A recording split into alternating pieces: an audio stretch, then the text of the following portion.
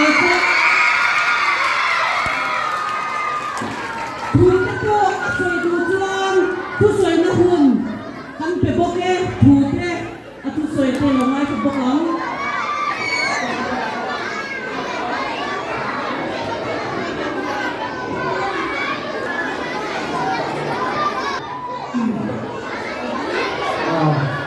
Ama saya vai sebagai itu,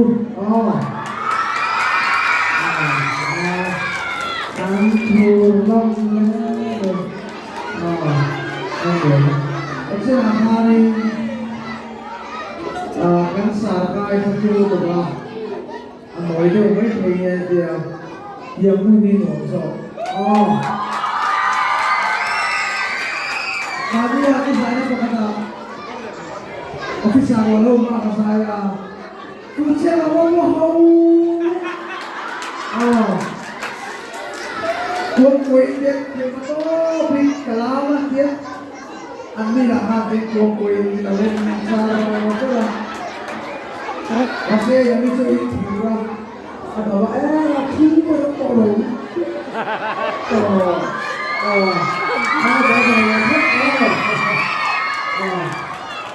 Joy, Christmas, kita sahabat teman kulit tu semua semua.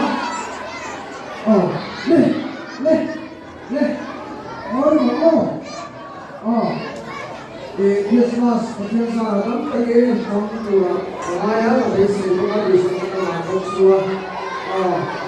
Joy, esok Christmas kamu pulang.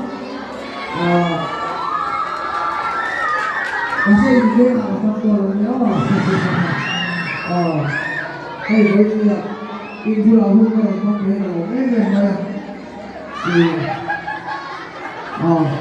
Suci apa semua? Apa apa? Dia cakap ini sedang dia bersama. Okey. Leh, bagaimana? Kamar orang tua ini benar-benar pergi lagi ke orang benar misalnya rumah saya kemudian sudah mulai calonnya supaya amal sih pula alat tinggal ya ada cipu sering juga ya apa sih sama sampai mau deh sama-sama